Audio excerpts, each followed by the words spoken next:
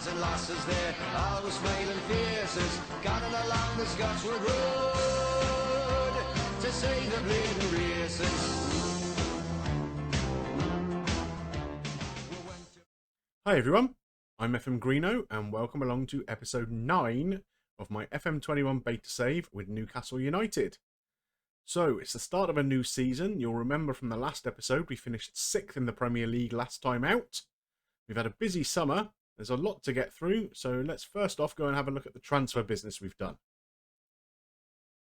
It's been quite a busy summer. In fact, we have to go back because some of the signings came in before the game updated for the summer break. So the big signing we've made for this season is the Hungarian wonder kid, Dominik Szoboszlai. He's coming from Salzburg for pretty big money. We had a real bargain signing then. Christopher Ayer, who I scouted last season, and Celtic were after about 12-14 million for him. And it just seemed a little bit too much. For some reason he got put on the transfer list at the end of the season and we picked him up for £2 million. So that's a real bargain. We have brought in another keeper, Livakovic, who is a very strong option. Actually better than Dubravka. The reason I brought him in was Dubravka was in talks with Bournemouth about a move. So I had to look for another keeper while that was ongoing. I signed Livakovic and the move for Dubravka fell through. So now we have a couple of good keepers. In terms of players that went out, Joe Linton has finally moved on. He's gone to Rostov. Emil Kraft, who was our third choice right back, has gone to Bordeaux. And Shelvey, who was quite unhappy at the club because he wasn't getting enough playing time, he's moved on to Aston Villa. Coming into this season's business, we have a couple more incomings. We have brought in Dennis Zakaria, who is a defensive / ball-winning midfielder, who's going to give us a good option to bit of steel in that midfield. We also brought in Marco van Ginkel on a free transfer. He's a good player. Probably much better in game than he is in real life. And to get him on a free, he's going to be a great rotation option in midfield for us for sure. In terms of outgoings again, Dummett went off to Bournemouth. We've loaned quite a few players out. And then a couple of fringe players have left. Gillespie, who was third choice keeper last season, has moved on. We've moved Federico Fernandez out on loan. Jacob Murphy's gone on loan. Muto, who was out on loan last season, we've shifted off to Rostov too. So yeah, plenty of ins and outs in the squad, and I think we've managed to shape it a bit better than we had it last season.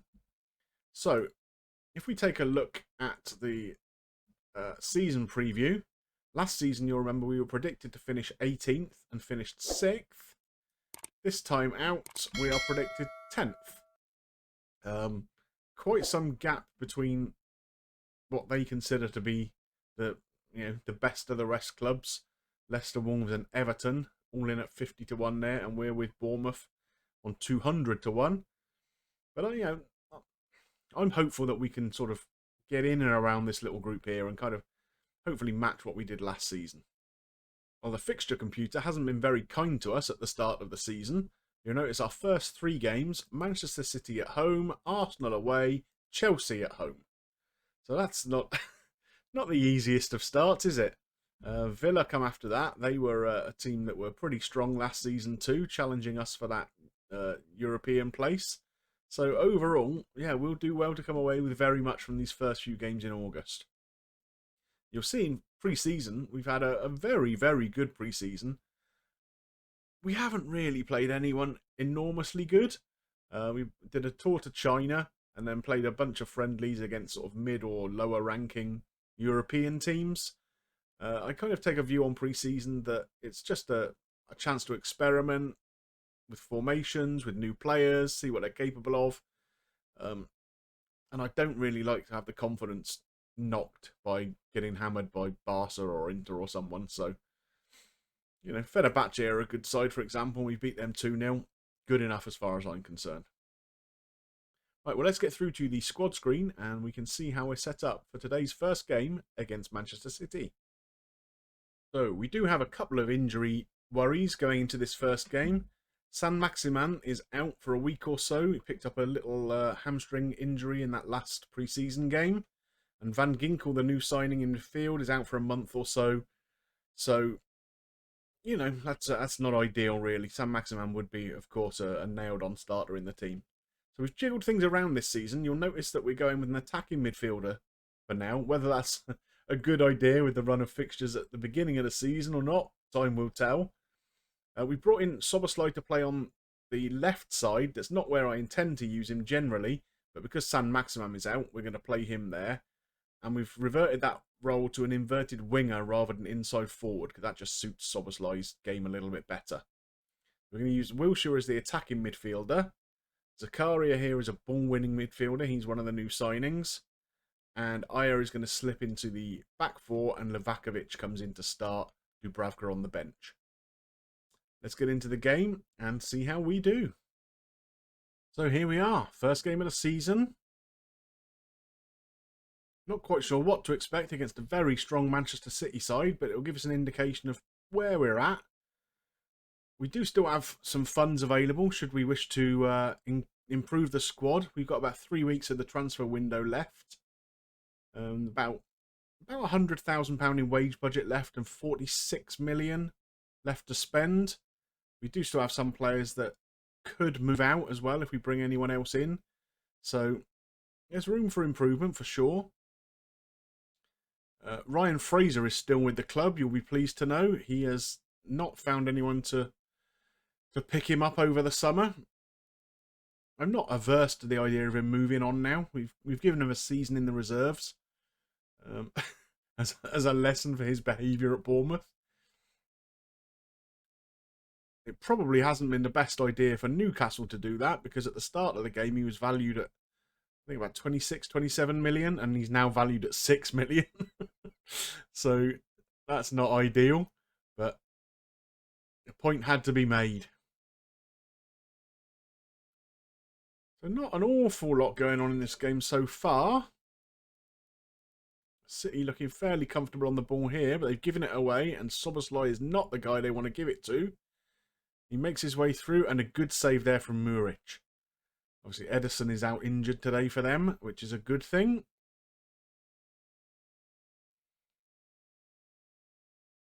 Man City were involved in the biggest transfer I've seen this summer. They sold Bernardo Silva to Paris Saint-Germain for £126 million.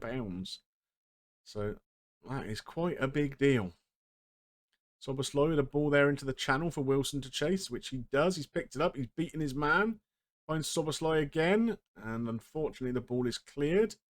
Vilena picks up the ball though. Back to Ajer. Szoboszlai again. Lovely little kind of flick to Lewis, who is found again. Ball into the middle. Wilson is there, and he scores. Continuing his excellent form from last season. And we take the lead. 5 minutes before half-time. Nice build-up play down the left there. And a good header from Wilson, getting free of Laporte. And I think we saw there in that move just how important Szoboszlai could be for us this season. Really comfortable on the ball. Happy dribbling at people.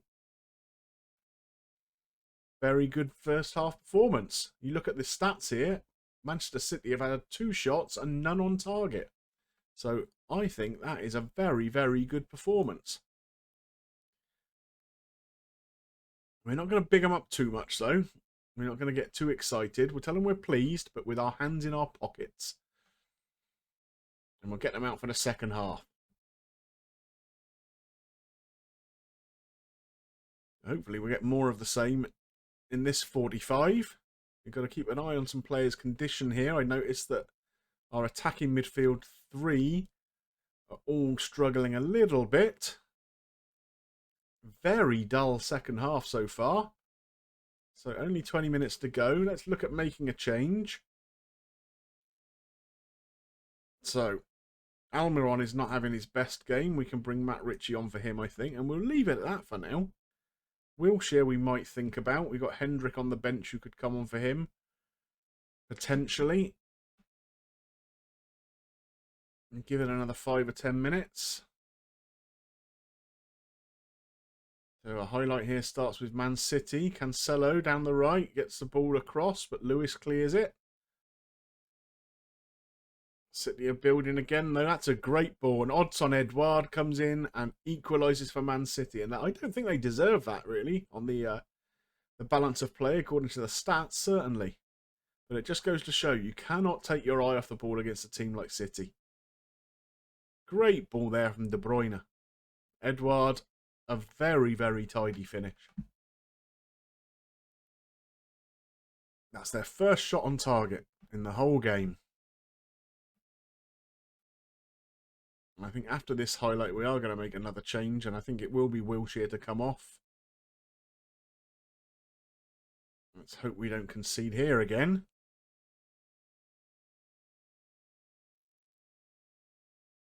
Up to the edge of our box, crossed in. Aya gets it. Szoboszlai up to Lewis, but his clearance only finds Mendy.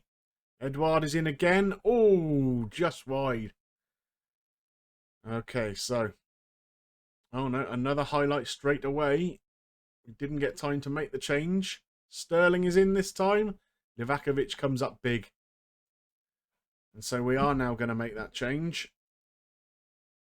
So Wilshere will come out and we'll bring Hendrick on. Szoboszlai is going to have to stay out there. He's having a very good game. He is tired.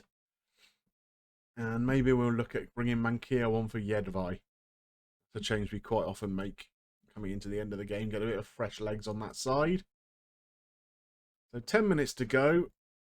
You know what? We are going to demand more. But the game seems to be petering out. No highlights. We're going into injury time. And there it is. It finishes one apiece in a game I think we could have won. Well, there's not a lot of point looking at the league table at this stage. One game in. So we'll just go straight into the schedule screen and have a look at what's coming up. So like I said, we've got this tough run through August. September looks like it might be a little friendlier. Norwich and Bournemouth are promoted sides, so they're teams that we'd be looking to win against. Tottenham, of course, away is a tricky assignment. Also coming up in September will be our first European games. I think we've got 2 scheduled around here somewhere. So depending on who we draw in that, we'll either come back for the Tottenham game and a European match, or the Bournemouth game and a European match. Personally, I hope it's the Bournemouth one because, you know, I'm a Bournemouth fan and I'd rather do it that way. But I guess the schedule will determine it. Well, I hope you enjoyed today's episode. I think it's been a good one. We had some good transfers and certainly shown that we can mix it with the big boys this season. I think we were unlucky not to come away with a win. But if you have enjoyed it, please consider dropping a like on there for me and help me get seen by more people. And any comments you got about this episode or the rest of the series, I would love to see them too. If you're not yet subscribed to the channel, please consider doing so.